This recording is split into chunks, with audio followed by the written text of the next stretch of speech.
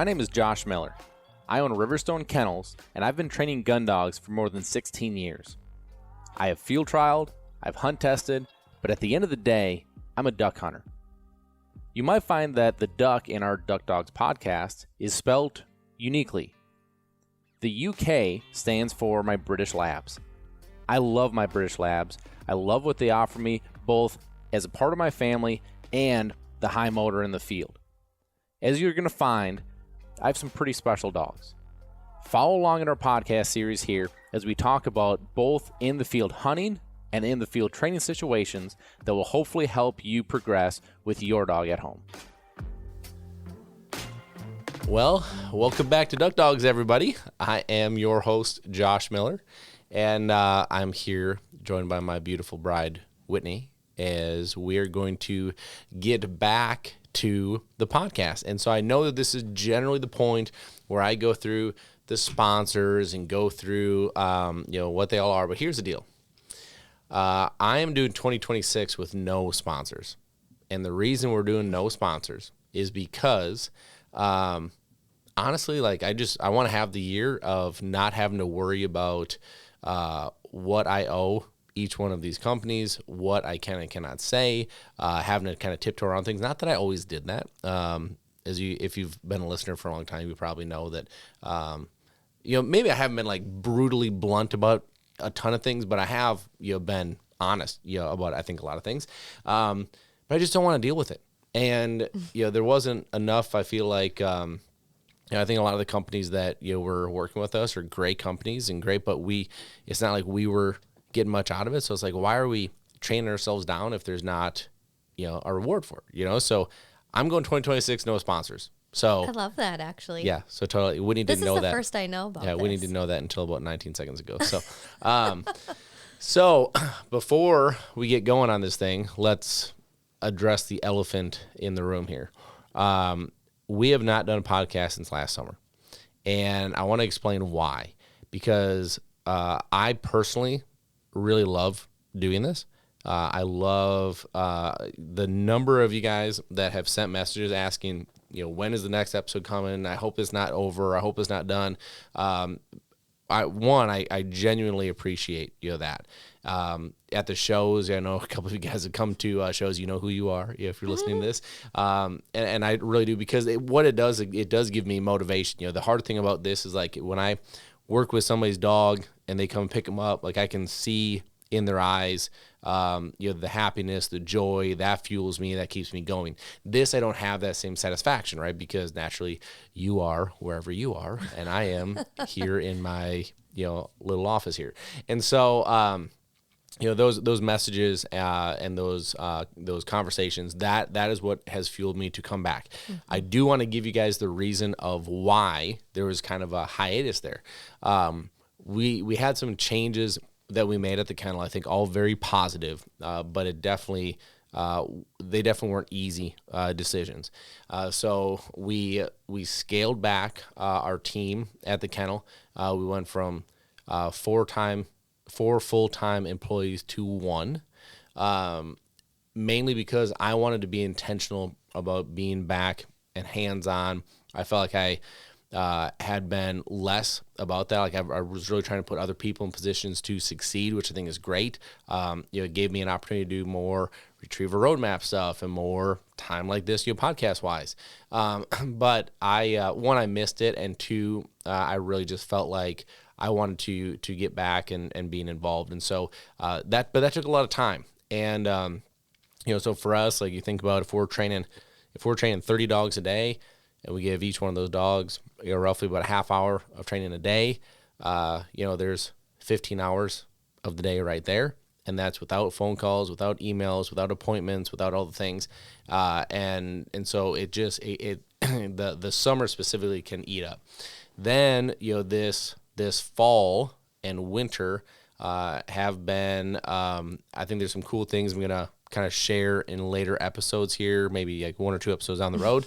But we went up to Alberta and we went up, with Cloud9 Outfitters, did, spent a little time up there. Arkansas has been an absolute bust, this year. Generally speaking, like years past, we've been very spoiled. It's just not been that. Spent some time in Oklahoma. Really tried to bounce around, a little bit. So a lot of travel time, here this fall and then this winter. But I'm just ready to kind of start 2026 off with fresh start, fresh feel. I actually want to say thank you to everyone so much. Like, we can always see like the downloads and stuff, right, of who's listening, and we always appreciate that so much. But like, for everyone that has stuck with us and has kept nagging on you to like keep this like, honestly, it's been so eye-opening, even to me. Like, I knew I pushed for Josh to start this podcast like so long ago. And then he finally started. And she was really pushed to get back to it, for sure. I have. So all of you that reached out to me, I'd always be like, go send Josh a message. He's tired of hearing it from me. He needs to hear it from you. So I was just so appreciative of everyone that stuck with us through like kind of pushing this aside, and that's excited for us to start it again. Yeah. No, I agree. And the big thing is I just didn't want to come across as that I didn't care about this, or I didn't want to do this, because that's not the case at all. It's just simply the fact of, the business that we're in is such a lifestyle. And I know, kind of when you see it on social or like if you know people that do it like part-time, it's very, it doesn't feel that way because it's more of a hobby, right? But when this is your every single day, when we have, for us, when we have 30 dogs in for training, we own another 15. We have numerous puppies that are on the ground, and that's just the dog side. That's not including the horses and the calves and the chickens and the everything else, and the kids, which I didn't mean to put them last. But and we're talking about homeschooling the kids, for a lot of reasons, and so it really does come down to hours in a day. Now, here's what I'll say. 2026, I've made an intentional effort to change. You actually said we should talk about this, and I said we're not going to talk about this, and here I am talking about it. I'm changing some things and being more intentional about how I'm blocking off our day so that this can continue to be a priority and continue to have time. So I've always said I'm not talented enough to just step in here and say every day from 1 to 2 I'm doing this. I tend to have to be in the right mindset, the right energy, the right mood. I want to be intentional. I don't want to just sit down and blabber for 30 to 60 minutes. I want to be intentional about what it is we're going to make some impact. We're going to do something positive. So what we're going to do is we're going to block off the day. Now,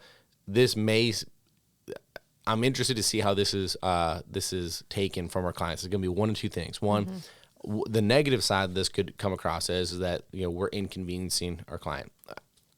I think. Now, this is my opinion.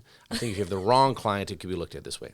If you have the right client, it's looked at the exact opposite way, which is you're dedicating your time. So in the past, what I've struggled with is that somebody calls me at 8:30 in the morning, and I'm out training early. I come back in to change the trailer, load of dogs, get some coffee, and I see there's 3 voicemails.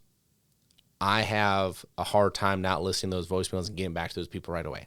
And those 3 phone calls are not going to be 10-minute phone calls. They're going to be 30 to 60-minute phone calls. And then all of a sudden, here I am at noon, and then I'm just behind.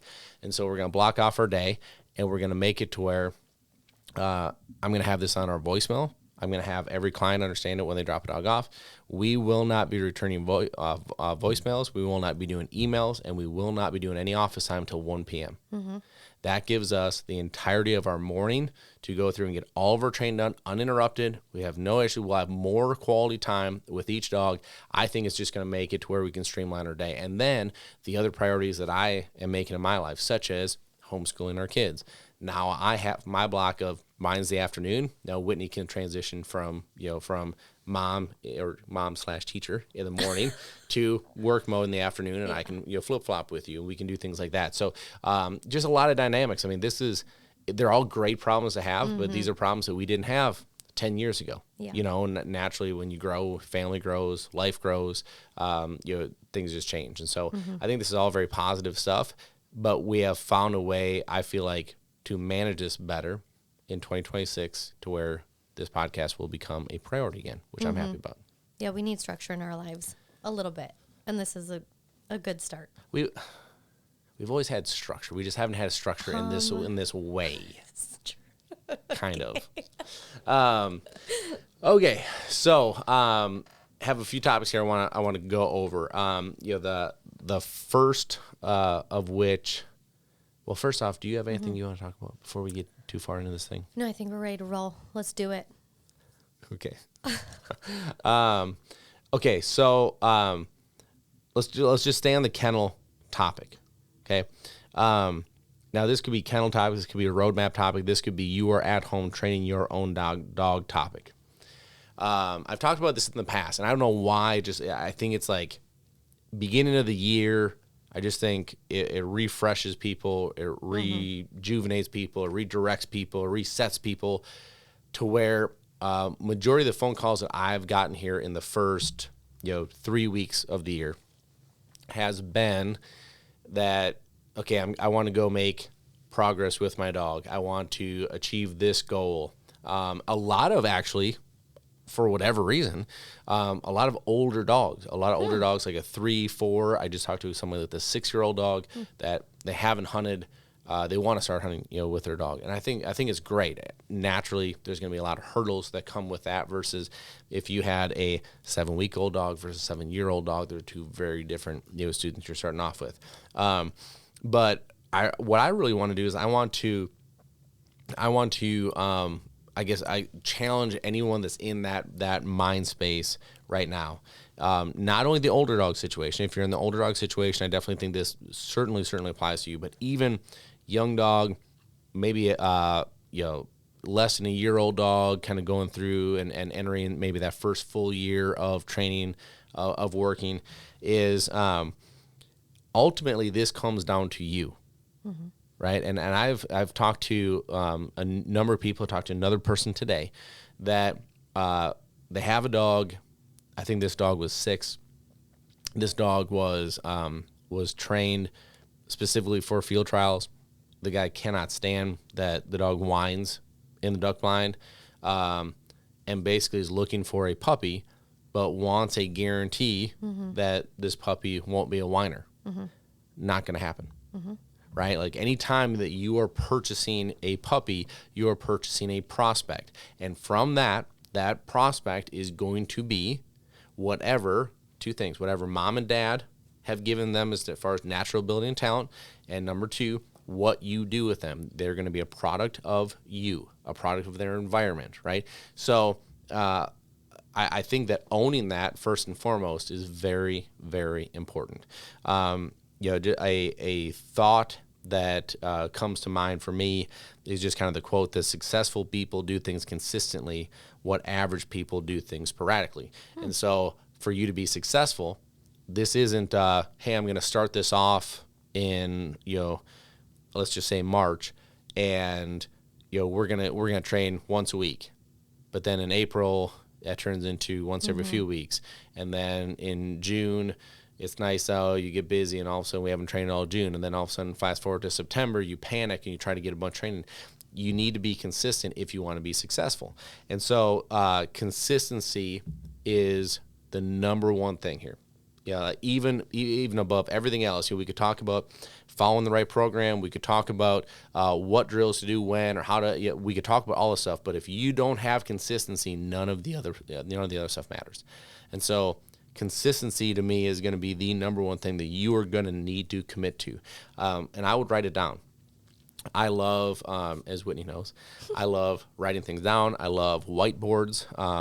I love whiteboards because I can always move and change and be flexible with it.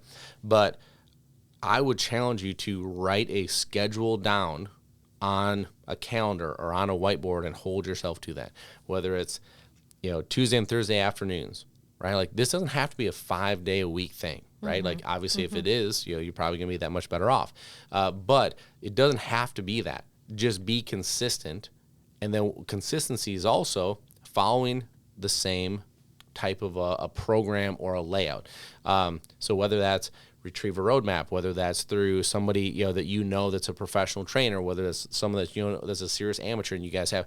The reason I say be consistent is that when we have seen frustration and struggles, it is when someone is trying to take nuggets out of 4 or 5 different methods and trying to jam all of it into one.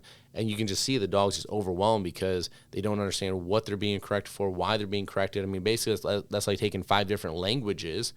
You know, you're still trying to say, take a right at the stop sign and follow that until, 3rd Street, but you're doing it in 5 different languages, right? So, like, instead of being really good at English, you're trying to, speak English, Spanish, French, Japanese, Chinese, whatever it is. You're trying to speak all of it all at once in different times, and it's confusing for the dog.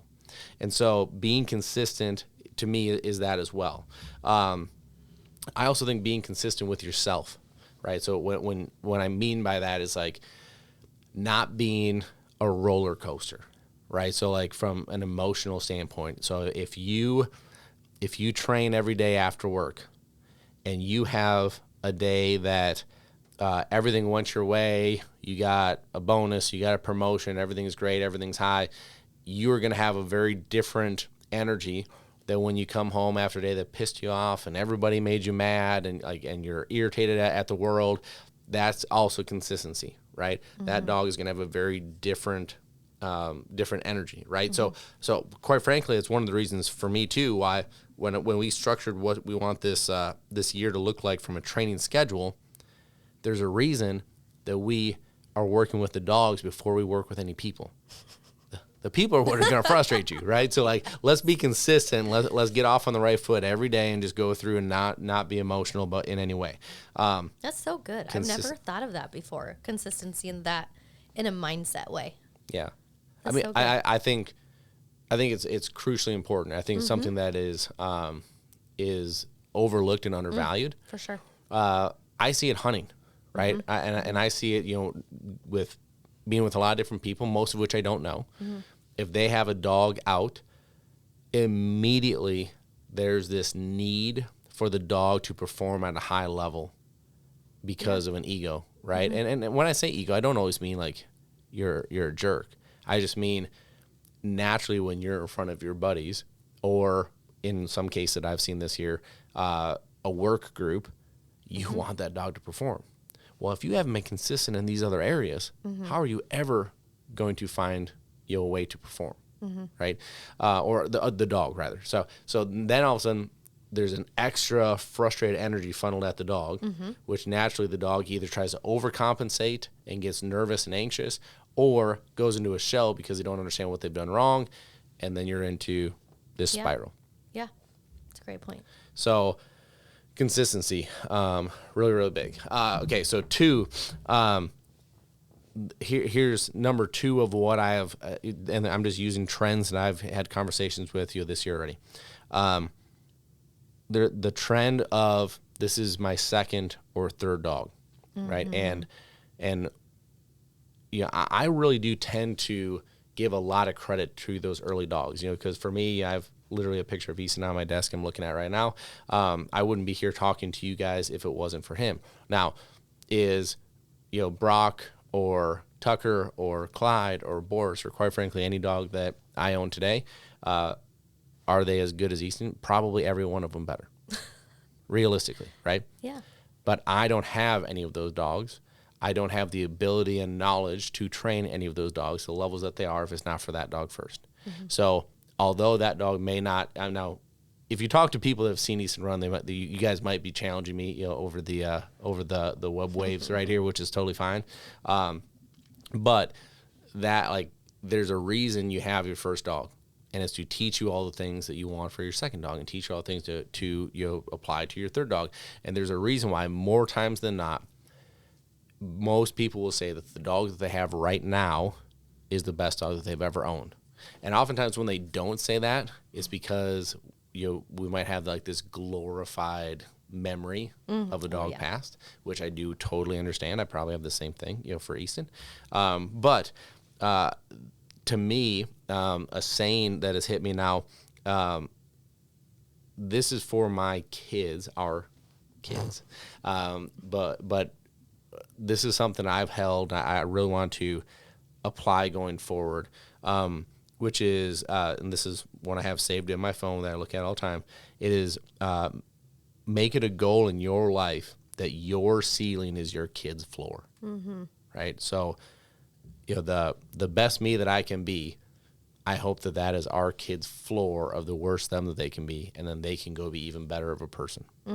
And I believe consistency. If I'm consistent with who I am and consistent with my parenting and my teaching and my guidance, and my hope would be that we can build that. But I do also believe that translates to your dog as well. I think that if you look at, if you've been consistent, now there's a lot of life things that can be in here, right? So like if you had your first dog and you're a single bachelor or bachelorette, and your dog is your life, and you do everything, you work all the time with that dog, and you hunt all the time, you do all those things, and now you find yourself in that you are married, a parent of 3 or 4 kids, and you live in town, and you have you're both working jobs, and like the life side of it may change what your ability is. But if you have the same ability, and we see this a little more with, like, let's say the guy in his early 60s that had a dog in his early 50s and his early 40s, and had maybe life a little more streamlined to where you can be somewhat consistent with these dogs as far as work-wise goes. That's where we generally see, all right, this current dog is the best dog I've ever had. But again, it's because the dog in your 40s set the floor of what you want your dog in your 60s to be, which set the floor for 50s, which set the floor for the 60s, which made it to where it was a building block to this point. Can I add one thing to that? Yeah, because it's been really interesting. I just had a conversation with a puppy client, and he was just struggling specifically with potty training his new puppy. And he's like, my gosh, I've owned 4 labs in my life, and I don't understand why this one is so much more difficult for me. And I was like, every stage of your life that you've had these puppies in has been different. So he's now retired. He's had his puppy outside with him 10 hours a day. She can lay in the yard. She can drink water when she wants. She has not had the structure specifically in this time with him that she's had to have when he was working full time and when he had kids. And so it's been interesting from a puppy side, because I hear a lot of these older people that are now retired. They're like, gosh, I'm struggling with this. But it's because they don't have to have that structure in their life now that they had to have. Does that make sense? Oh yeah, for sure. Like I see it right now with the puppy that we have. So I'll be very honest. I've probably said this on the show before. I'm not a puppy fan. And it's not that I don't love Whitney, like, scowls at me when I say that. Josh was in the puppy nursery the other day, and I'm like, can you just look at them and tell me that they're cute? Okay, so for me, and I love that people love it. It is literally our livelihood, puppies. So I promise you, I'm not saying don't get puppies. I'm saying that for me, I would be a awful kindergarten teacher. Yes. I would be so bad. Like, I'd be so irritated. I'd be so frustrated. Like, there's no way that I'm going to sit and like teach a kid to color in the lines. Now, you fast forward and you have that kid be a senior in high school. I think I'd be great, with that, because just like I love the older dogs. Like, there's something there. I want to mold it. And I want to get the most out of it, and I want to push. And I want to do but I can't do the young kid thing. And so, same thing here. Like, I don't love the puppy side. I hate housebreaking. I hate the little treat training. I hate, personally, I just don't like that. I appreciate it for what it is, but I'd rather have an 18-month-old dog running lines and, and doing pattern. I'd so much rather do that. And so, but what we find ourselves in right now is that we have our daughter decided that she was going to turn our little calf operation, and when I say operation, I mean we buy calves to have for roping practice, and then we sell them at the sale barn. But the last batch of calves that I got last summer, we were driving home, and our daughter, who is very entrepreneurial mindseted, we're driving home, and she goes, "Dad, I heard you and the guy's talking about selling, the calves when you're done." I was like, "Yeah." And she's like, "So, do you make money, from the calves?" And I was like, "Well, yeah. I mean, if you take care of them and you raise them the right way and you get them bigger and you grow them, and yes, yeah. I mean, theoretically, you do." And she's like, "Well, what if that's our business?" And when she says "our," she means our son and her. And I was like, if that's what you want, but like you got to feed them every day, and you got to make sure they have water, and you got to care for them, and you got to help me doctor them, and you got to do all these things, and they did, and they did a great job at it, and I feel like, and we had to go through, we lost 2 calves, just like it was, it's tough from a finance standpoint, but it's also tough from just like you don't like seeing anything pass away this too soon, but they had to learn about the death, and we buried them, and we prayed over them after we buried them. I thought that all that stuff was great, really great life lesson learning, but she wanted to make this a business, so then they sold these calves. Did not understand that the beef market was going to go absolutely outrageous, and they were going to make way too much money on these calves. Like there's not a chance that she will ever know how much money that she will when she's older and she understands where her bank account came from. But she got a little bit of money, and the rest of it went into a savings account that she'll be able to get later. Anyway, what she wanted to do is she wanted to take this money, and she wanted to buy a border collie puppy. And she wanted this border collie puppy because she wanted her job to, when we're done running the calves, that she wanted to take this dog, and she wanted to bring all the calves back. And she had seen one cattle dog work before, and she loved it, and so she wanted that to be her thing. Okay, great. Fast forward to today, we have a border collie puppy. We did a really great job, I feel like, finding the right breeder, getting the right and this dog, before anybody asks, will go back to Texas and go to training. Why? Because I'm a big believer in you let people do what they are great at. Just because I train dogs does not mean that I train cattle dogs. It does not mean that I have the equipment, that I have the sheep, that I have the pens, that I have all the things that he is going to do to make this dog successful. Quite frankly, same reason why I think a lot of people should look at sending their dog off for training, at least for that foundational side of it, right? I understand wanting to do it yourself. I understand, but like when you think about the knowledge, the tools, the equipment, the birds, the fields, everything, right? There's a lot to it. So anyway, that's what we're doing. Fast forward or rewind then to today. I am stuck trying to, and I say we because you do a great job with this too, Whitney. But we're trying to housebreak this puppy. Oh my gosh. And it is a high of -11 tomorrow. It is real feel, the last I looked, is going to be -46. That shouldn't even be a real number, -46. It's terrible. And here we are trying to potty train this puppy. This puppy doesn't want to be outside. No. I can't blame him. So he'll pussyfoot around outside and come inside and immediately go to the bathroom. Like it's just like, I don't love this part of it. But trying to be consistent, to your point with the story of for us,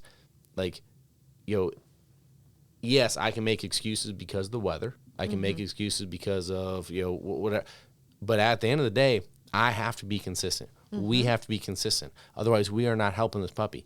Yes, we can say it is too cold outside. We are not going outside. But then we also have to understand why the puppy comes in and goes to the bathroom. Yeah. Right. And again, I know this all comes back to consistency, but we've been doing this because in Retriever Roadmap, we have another one of these tonight. I always read Extreme Ownership, the book Extreme Ownership, to start the year off every year. I think it resets me, it centers me, it helps me just take a breath and say, how do I be a better leader, a better boss, a better husband, a better father, a better trainer, a better friend, a better all the way across. It challenges me. And so we've now turned this into, with Retriever Roadmap, doing a book club to where a bunch of us read it, and then a bunch of us get together once a week, and we talk about the chapters that we read that week.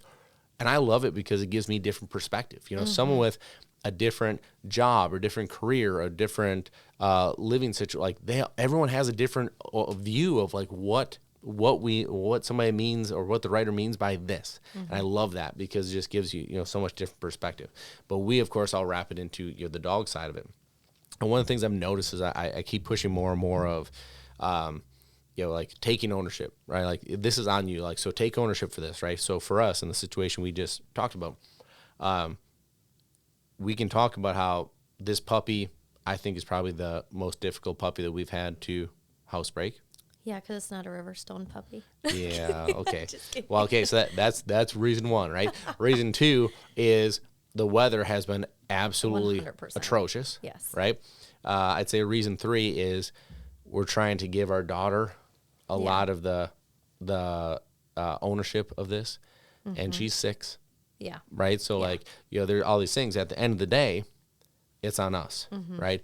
And how you view something, to me, is the difference between how you react to it. Okay. So like when I get frustrated, and I've gotten frustrated with this puppy, right? Like I just had this puppy outside and comes back in and goes to the bathroom, right? If I look at this going, okay, like that's because I've been inconsistent these last 4 days and he's gone inside and it's just like he's starting to that, if I own it versus if I'm frustrated in the moment that he went back in, in the bathroom and don't own that it was ultimately because of me, that's where I think your point of view adds clarity, right?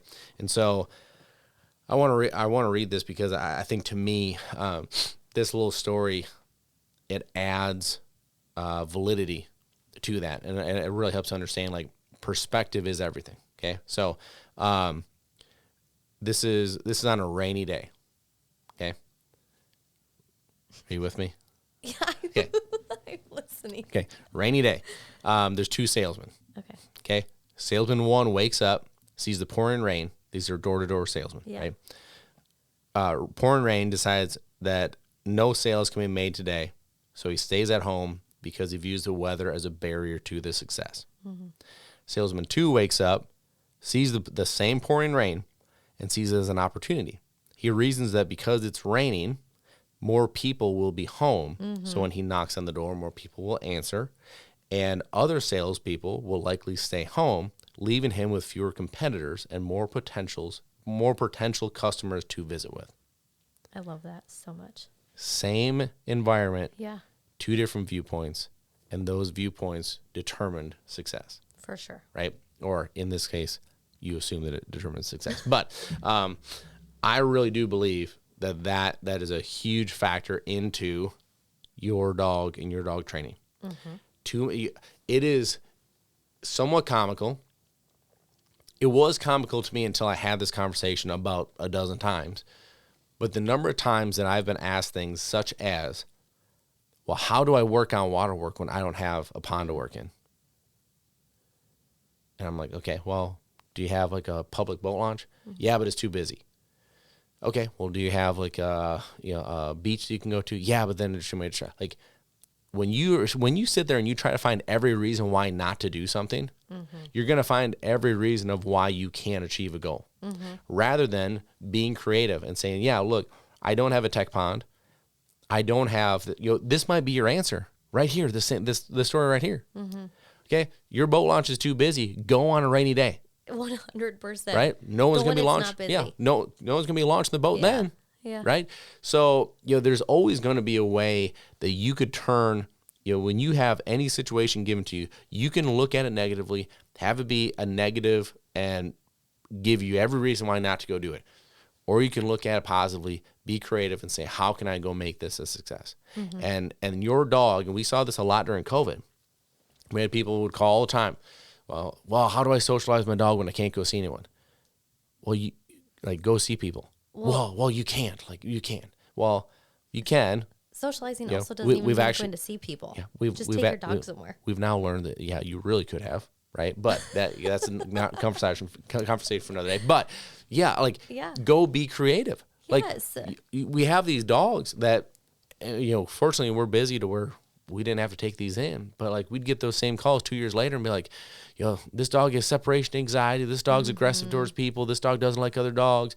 Well, it's because we couldn't go do anything during COVID. Well, you could have. Yeah. But you chose not to. Yeah. That dog's life is a repercussion of your choice. Right. And then they're mad at the dog for their That's right. choices. And that's the dog's fault. Yeah. Yeah. That's exactly right. Okay. Want to move? Do you have anything else on that? No, that's great. Okay. Want to move on. I want to move on to specifically strike. So I want to talk a little bit about strike. So strike has got to go to a few places that our other dogs have not got to. Okay. One being a trip to Canada, one being a trip to Oklahoma. So he's gotten more hunts in than probably anybody else, this year. Okay. But I want to talk about why. So, Strike, I've gone through and gotten him to be a certified service dog. I haven't shown this on social media. I haven't talked about this. I think it's incredibly impressive. But the reason I haven't talked about it is because I know that the second that I show this, everybody's going to think, well, I'm just going to get my hunting dog, service dog certified, and then take him on the plane and do all that. And that's exactly what would ruin this for everybody, right? Is because there's a reason I bring Strike. One, because like I think the whole reason we wanted to get him certified as a service dog is because I think in a retirement type of a situation for him, it'd be the perfect job for him. There is not. We have seen numerous other service dogs while we are out. None of them are as good as he is. As far as now that I've seen, like somebody could be listening, like I'm not taking a shot, you're out. What I'm saying is like some of these quote unquote service dogs have no business wearing that vest and have no business being on an airplane and have no business going and doing these things. They are not under control. They are not helpful in any way. They are not doing what they're supposed to be doing, right? So what makes Strike so good? His temperament. He's incredibly calm. So we have been on 4 flights now, back and forth to Canada, back and forth to Oklahoma. I've specifically chosen a window seat for each one of those flights because if somebody in the middle or if somebody at the window has to get out, I don't want to have to get up and get out in the aisle with him, everything like that, okay? We board first with pre-boarding just because I don't want to have to, navigate through people, with him, get on the plane, put him underneath. On all 4 flights, the person sitting next to me did not know that Strike was on that plane until we were getting off. And then, of course, I'm getting my stuff ready, and Strike kind of like sits up and puts his head in, as 444 now, startled the person next to me because they didn't know that the dog was there. But that's the level of control that he has. That's a level of calmness. That's a level of chill. That to me is not teachable. The obedience is, okay? We could bring Brock, we could bring Clyde, we could bring Boris, we could bring Tucker, we could bring, but you bring any of our other dogs. Yeah. They're all going to be that under control. They're not all going to have that personality. Yeah. They're not all going to have that level of calm and chill. Strike goes into every restaurant with me, boom, lays right at my feet. Never a nuisance, never in the way, never anything, right? So fast forward then, in this, on these trips to the hunts, okay? On each one of these hunts, Strike has made very impressive retrieves, blinds, like nothing that jumps out at me is like overly crazy, but yeah, like anywhere between 100 and 150 yard to 200 yard blind retrieves. I can't think of one off the top of my head that any of these specific trips were over 200. But those are like a 200 yard blind retrieve is also still a 200 yard blind. That's a great retrieve, right? So he has gone and done all that stuff. I still think the most impressive thing that this dog has done is he is in that blind with everybody, with people he doesn't know. And for example, in Oklahoma, he early on that hunt, that last day of the hunt, it was boom, boom, boom, tons of like we probably had, 300-400 ducks on top of us at once before light, a lot of shooting early, but we didn't go pick up right away because there's so much action and these guys are on a guided hunt. They're paying to be there. I sit back and wait for everything to calm down, and then I'm running a lot of blinds, a couple of them with some good distance on it. So he goes and does all that work very impressively. He comes back in. He's in. It's like a skid style blind. I'm actually standing on the outside of it. He's inside, and then there's 6 hunters inside with Clay, who's the owner of Stewart Ranch, inside. And it lulled then. Like we probably had hours of no shooting, and these guys, they're gonna go back to the lodge and do nothing. So like 10 o'clock comes around, and we're like, well, what do you think, guys? And they're like, oh, we've got nothing else to do. Should we just stay out for a little longer? And so we sat out until like 1 or 2 in the afternoon. Like it was so boring. But that's what they want to do. So that's what we do. And at some point, one of the guys in the blind, they're kind of like laughing and joking around. The one guy goes, gosh, I forgot that dog was even there. Mm-hmm. And I looked at him and said, of all the things that he has done today, I believe that that's the most impressive thing. That comment that you just made right there is the most impressive thing. I just talked to a guy today. I might have already mentioned him, but he was talking to me about his dog that he had trained for field trials. He's won some derbies with, like, he's had a lot of success, but like, he's a duck hunter, and that's what he wants to go do. And he can't stand hunting with his dog because he's vocal and he whines, and he's like, I just cannot help it. He's like, every time when birds are right on top of us and like you can't move and you can't call and you can't, like, you're just waiting, every time it's a and then your flares, like, I cannot take this anymore. And so, like, that's my point. That dog is more than capable of going to do all the work very, very impressively. But we're talking about hunting dogs. We're talking about duck dogs. So the fact that he can go do all that stuff is outweighed by the point that you don't want to bring him because he can't sit there and be quiet. So going back to Strike, okay? Strike, there is a trade-off there. Strike is not the motor that Tucker is, that Boris is, that Brock is, that Clyde is, right? Like, he's not that motor. But I would also argue, I bet 95% of people want Strike. I know, it's so interesting. But it's because of that, right? Like, 100%. when you think about, like, your everyday, like, what is your everyday? Your everyday isn't running 300-yard blind retrieves. Your everyday is you're at the cabin, you're at the T-ball game, you're, like, when you can literally walk through an airport with a dog like that and be that level of control and out of the, like, I mean, I'm telling you, like when I was down in Oklahoma, that dog went from on an airplane to, he went to numerous ropings with me to where I would sit in the stands, and there's horses and there's calves and there's people and there's all this stuff, and like he's just sit right by me. Now, like, that dog gets to go more places and do more things because of his level of control. Absolutely. And now, don't get me wrong, like, if you said, hey, you get to run Strike or you get to run Tucker, from a running standpoint, like, we're out training, we're out, like, yeah, I'm gonna want to run Tucker. I love the flashiness, I love the pop, I love all that stuff. But Tucker's also the dog that when he sits in that same environment, he's gonna be wiggling his tail, he's gonna be like just excited to be there, right? Like, different energy. Yeah. Still controlled. He's still gonna sit there. He's still gonna be but it's just different. Yeah. And so I also think that from a handler standpoint, if you're a newer handler, if you're maybe can't train as much, right? Strike is going to be forgiving. Tucker's not. Yeah. Right? So there's just different levels there. But you do give some of that up. Like, going back to that same conversation, I just really enjoyed that conversation today, is why I keep going back to it. But that guy, said, he's like, I want everything. I want that dog that is like ultra quiet, ultra calm, ultra under control, ultra everything. But then I want flames coming out of his feet when I go send him. And I'm like, yeah, like, you're probably going to give one of those things up to a point. Yeah. Right? Like, I'm not saying that you're giving it all up, but, like, to have the elite level of extreme both ways, you're not going to have that. So, like, what is your biggest priority? And let's work backwards from that. Yeah, for sure. But I like all of that.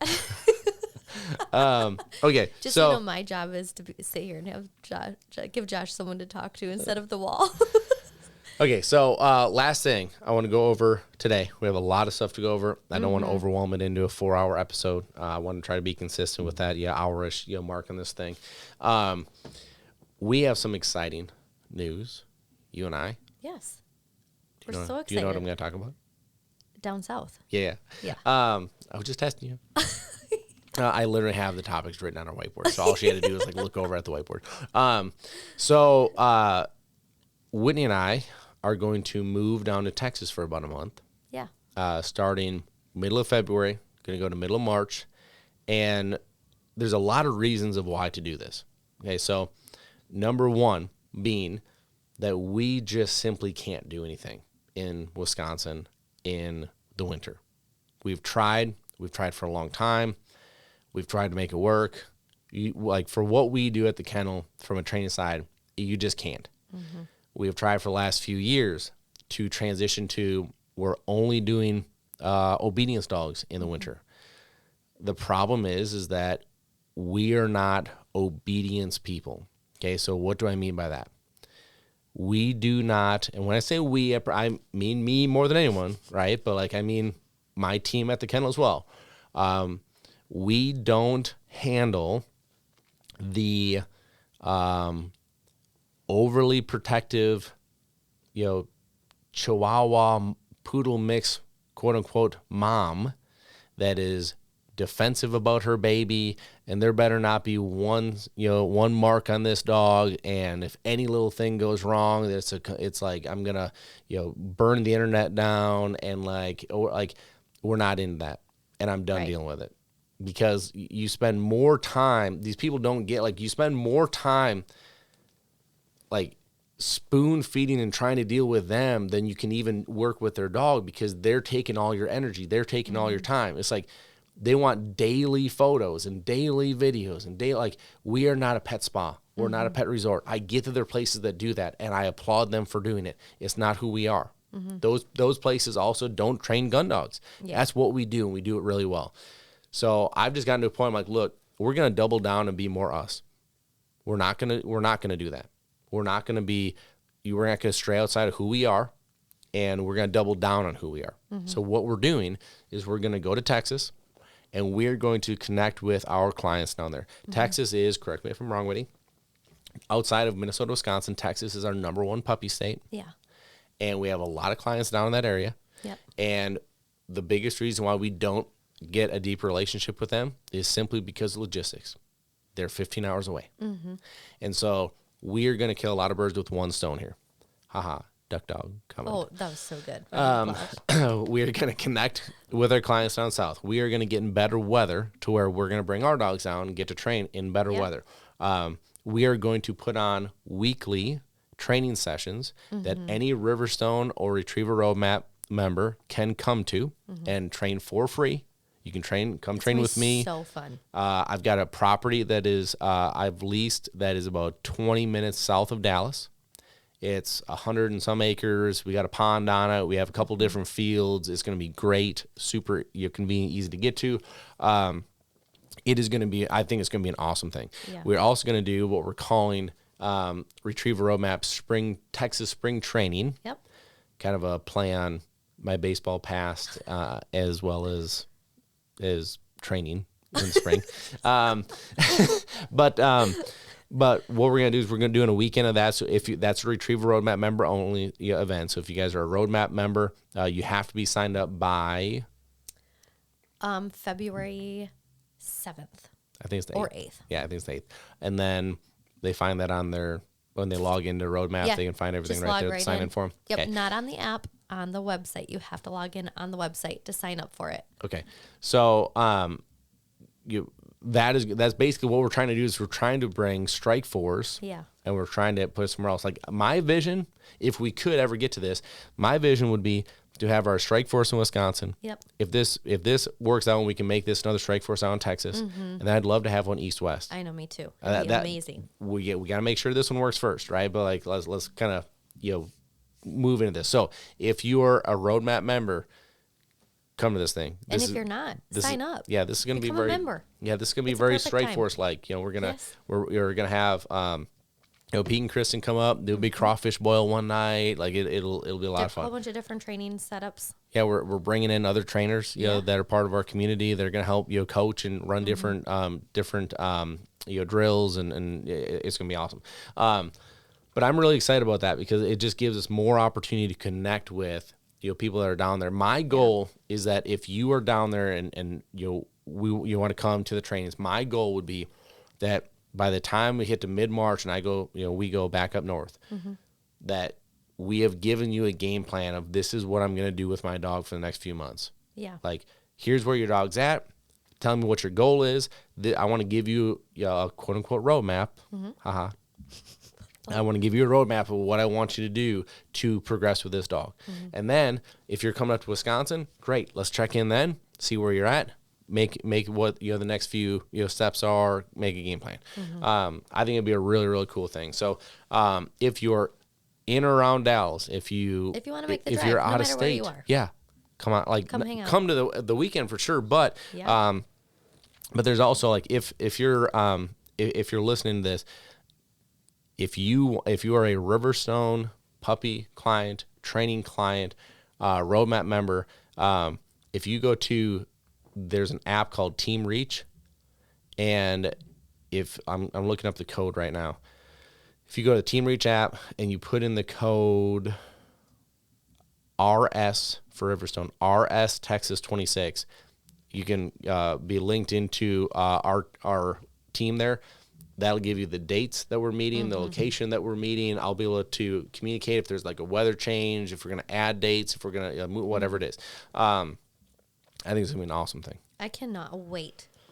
I love meeting up with all of our clients and our people and our group, and just being able to be with the people that that have puppies, or that honestly, like, we've not even met some of them, because if I like ship their puppy, or if the flight nanny takes them down, like, I love connecting with all of our people. And so I cannot wait to get down there. Yeah, no, it's going to be awesome. So that's kind of our last big announcement here for the day, because I think that this could be something really, really cool, for everybody to go get involved with and just spend more one-on-one time. Like, I love helping people over messages, over emails, over phone calls. It is just not the same as when you're with somebody, getting to see what it is that their dog is doing. And oftentimes it's more about seeing what they are doing, right? So like, somebody calls and wants advice, telling me what their dog is doing. We can talk about the dog, but more times than not, it's what you are doing, right? Like, you as a person, which it's much harder for you to see that because you are it, right? It's hard to reflect on that when you don't know, what it is you're looking at. Like, for me, I probably swing a golf club terribly, but, and I could tell you what, and that might not be the same thing, but like, it's hard for me because I don't know how to fix it. I don't know what's right or wrong. I'm just swinging to hit the ball. Yeah. If I have a coach standing there, he's going to tell me, hey, you need to do this, and that. That's the goal on this thing, is just like, let's put it in person, go make progress. So I'm really looking forward to that. I am too. I can't wait. Yeah, it'll be good. Okay, so where we're going from here is we might try to get one more podcast in before I go. Yeah. But we're supposed to be down in Arkansas. Arkansas has been, opening week was great. Since then has not been. And we've had no water. We've had no ducks. It just has not been a great season. And quite frankly, the worst one that I have remembered in a long time. So we just haven't spent a lot of time down there. And what I wanted to do is wanted to go down and spend the last 10 days of season down there. And that came to a screeching halt because in Arkansas, where we are, there's the last I looked at as a forecast. I'm going to bring it up right now because it seems to be changing all the time. The bad weather always follows you. It kind of does. Honestly. It's incredibly irritating. Okay, so Saturday, they're talking 23 inches of snow, followed by another 15 inches on Sunday, for a total of 38 inches of snow in 2 days. 38 inches of snow. I don't know if my friends down there have seen 38 inches of snow in their lifetime, let alone in a weekend. Like, that is going to shut that state, or specifically that area, it is going to shut everything down. Oh, yeah. And then you look at the forecast following that, and it is low of 4, low of 15, or 14, low of 20, low of 14, low of 12. We may be done. Like, it doesn't matter how many ice eaters you're running, or like if you get 4 feet, or 3 feet for sure, 3+ feet of snow, followed by single-digit temperatures, it doesn't look great. And so my season might be done. It might be done. The plan is to go on Tuesday. Give them a couple days to at least bury out of their homes and make igloos and Igloos. Well, and it's mind-boggling because you're from the north. You're like, gosh, yeah, that's a storm for sure. But at least we have the equipment to dig out of it with. I was just gonna say, do they have like plow trucks and salt trucks? Like, I don't know. I'm sure there's some, but like here, well, okay, so I think it was 3 years ago, because remember we were at the house that you really loved with the fireplace. Oh, yeah. We watched the Jaguar playoff game that they came back and beat the Chargers in playoffs. Okay, so that house, when we left, whatever season that was, I think it was 3 years ago. Yeah. When I left that season, there was an ice storm the night before. There was like maybe an inch of ice. So it was bad. And I remembered I left, and we were at the very north band of it, so we didn't get a bunch. So I was like, if I just go slow and get out of this thing, I'll be good. And I remember the first legitimate road I was at, I was kind of coming up behind a truck. And as I got closer, I was like, what is on the back of that thing? and there was a guy sitting on the back with like a food plot seed spreader, and he was I think he was spreading salt, like just like sitting there, like sitting on the tailgate, just like tick, tick, tick, tick, tick, tick, tick, tick. Yes. So that doesn't give me a lot of faith What that a they. great mindset for that guy to have. Genius. Yeah, Same thing you were talking. I bet it wasn't comfortable. No, but it's the same thing you were talking about, right? You have no idea what I'm talking about. Well, I mean, I know what you're talking. I think it's a little extreme, to hand salt, road. Now, I will say Nice. it was like a back road, not a private road, but like a very, like, he was probably doing it just on that road, 100%. but still, like, that's some effort, definitely some kudos. effort. But it doesn't give me a lot of hope that they have significant infrastructure to be able to combat a storm of this magnitude. Yeah, it's gonna be a legit storm. Honestly, the like airports and everything are going to be shut down. I would assume. Yeah. Yeah, I'd assume. So if you're down south, be safe, be careful. Do not, from a dog standpoint, just be smart, right? Like, that's one thing for me. Like, even if I do end up making it down there, if we're stuck hunting rivers and there's ice and there's we're not hunting the dogs. Yeah. It is not worth the nightmare that could happen, and you can't get anywhere fast, at least where we are.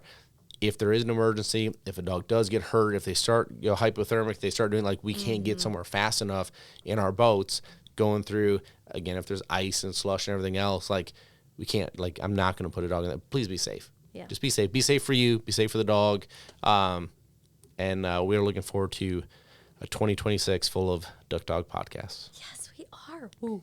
Woo, woo. All right, you guys. Hope you guys have a great day. And keep in mind what we had talked about as far as those quotes go. Be consistent. Consistency is big. Make your ceiling, or your last dog's ceiling, your current dog's floor, your kid's floor. I love that. And then be the opportunistic salesman.